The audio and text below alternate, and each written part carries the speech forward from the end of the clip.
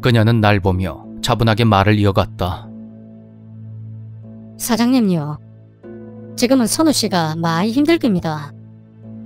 사장님이 옆에서 좀 챙겨주고 집에도 같이 가주고 그렇게 좀 해주세요. 사장님이 옆에 있으면 큰 화는 당하지 않을 겁니다. 이 아지야 혼자 놔두면 며칠 안 있어서 정신 나가버립니다. 예, 명심하겠습니다. 그리고 다음날 난 선우를 데리고 녀석의 본가인 마산으로 향했다. 가는 내내 선우는 어깨가 점점 더 아파온다며 고통스러워했다.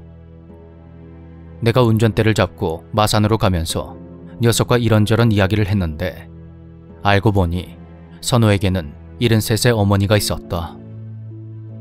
늦둥이로 태어난 선우는 20살 때 아버지가 폐암으로 돌아가셨고 연로하신 어머니는 외삼촌 내외분과 함께 시골에 사신다고 했다.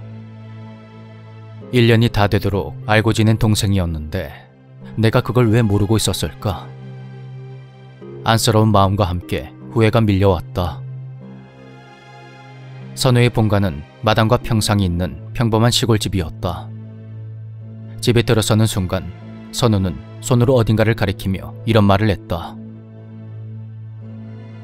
형님, 저기 저 창고에서 제가 그때 잤는데요. 분명히 저기서 잤거든요. 방에는 안 들어가고 혼자 잤는데 저기서 잤는데. 그래 알았다. 괜찮으니까 어머니 한번 만나보자. 전날에 내가 선우 어머니에게 대충 상황 설명을 했던 터라 가족들 모두 우리를 기다리고 있었다. 선우는 서로 인사를 나눌 틈도 없이 다짜고짜 화를 냈다. 엄마, 내한테 형이 있다는 게 사실이가?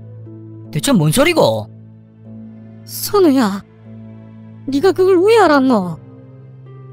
왜 알든 뭔 상관이고 똑바로 알리도. 형이라니 그게 뭔데?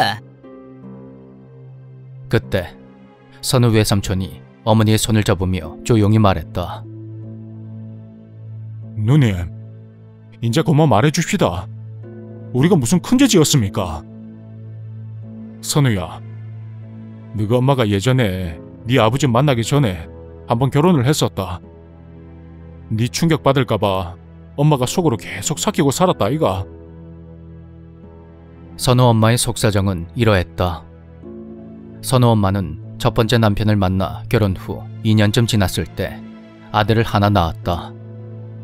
그런데 그 시점부터 남편이란 작자가 완전히 다른 사람이 되어버렸다. 그는 술과 도박에 빠졌고 선우 엄마에게 폭력을 썼다. 이를 보다 못한 선우 외할머니가 논을 두마지기 주면서 두 사람을 억지로 헤어지게 했는데 그때 그 아들을 남편에게 보냈다는 것이다. 전륜이란 것은 쉽게 끊을 수 없다고 하지만 그 당시 지칠 대로 지친 선우 엄마는 마음을 독하게 먹은 상태였다. 아무리 자식이 있다 해도 다시는 그 남자와 얽히고 싶지가 않았던 것이다.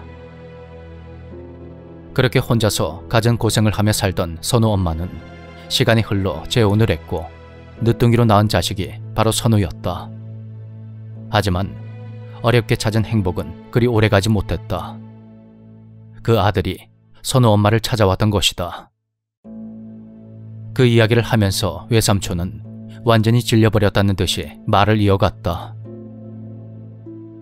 선우야, 금마 그게 너가 엄마 보고 싶어서 온 줄 아나?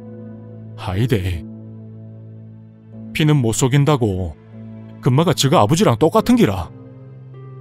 대학 간다 하고 돈 뜯고 차 산다고 돈 뜯고 너가 아버지 살아있을 때는 백날 첫날 와갖고 돈 달라고 사람 피를 말릴 주다 도저히 안 돼가 너가 엄마가 연락을 피하니까 임마가 너가 아버지한테 이른다고 협박까지 하는 기라. 그래서 내가 2천만 원 딱 해줄 테니까 이대로 연락 끊고 살자고 했지. 극하고 한동안 발을 끊더만 결국 또 찾아와서는 사업 망하고 이혼했다고 또 돈을 달라고 네 엄마를 못 살게 구는 기라. 그게 어디 사람 새끼가. 그래서 우리가 좀 독하게 말을 했더만 이놈이 몰래 창고방에 들어가서 약을 처먹었더라고. 새벽에 내랑 네 외숙모가 일 나가려고 연장 가지러 갔다가 기겁을 했다 아이가. 금마 그거 눈을 치켜뜨고 베개 물고 죽어있대.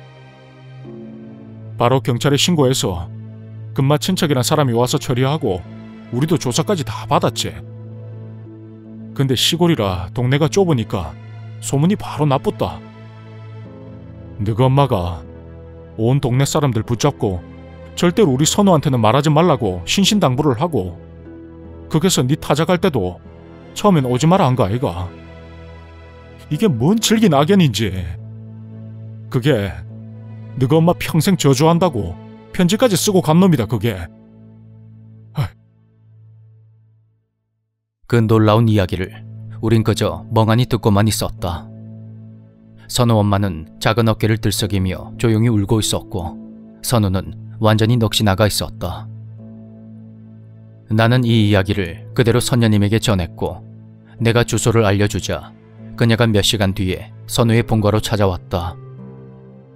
그녀는 나이가 지긋한 할머니와 젊은 남자를 데리고 와서는 가족들에게 한시가 급하다며 지금 당장 살포를 해야 한다고 했다.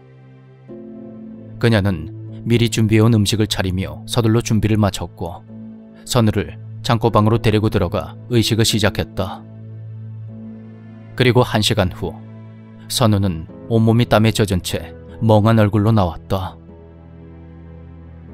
내 어깨를 다 잘라내고 싶어요. 너무 아파요.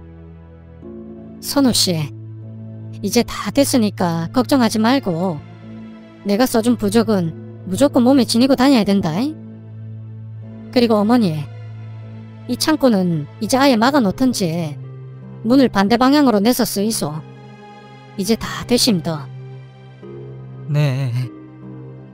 내 어깨를 다 잘라내고 싶어요. 너무 아픕니다. 그래. 지금은 많이 아플 낀데 서서히 나아질 기다.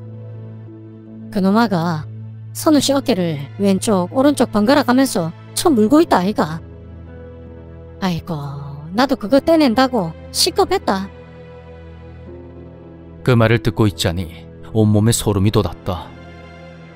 어깨를 붙잡거나 밟고 있는 게 아니라 물고 있었다니, 그 원한의 깊이가 대체 얼마나 깊었던 걸까? 일을 마친 그녀는 자리를 정리한 뒤에 돌아갔고, 난 선우에게 몇 달간의 길고 긴 휴가를 주었다.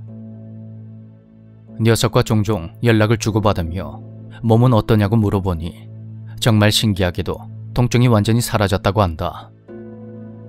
선우는 지금도 어머니와 시간을 보내며 길고 긴 휴가 중이다.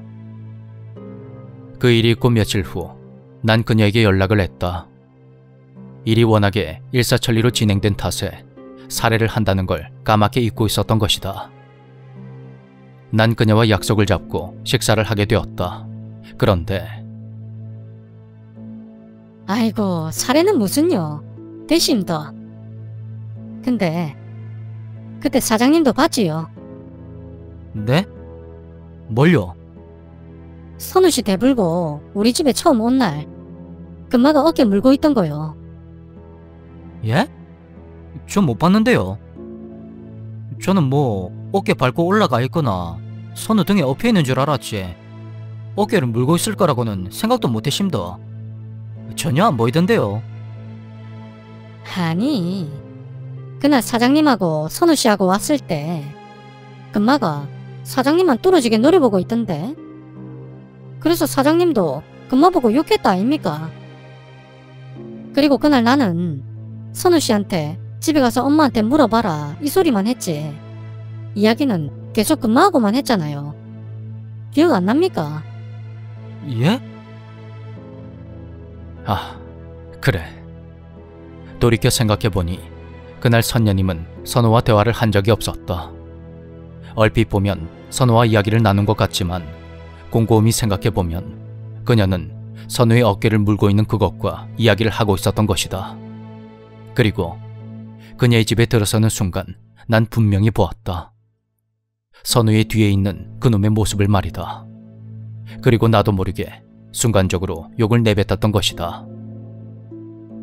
얼마 전에 우리 할머니의 꿈을 꿔서 그런지 요즘은 내 주변이 예전과 달리 꽤 분주해졌다. 조만간 박수 녀석을 만나서 진지하게 이야기를 나누어 봐야겠다.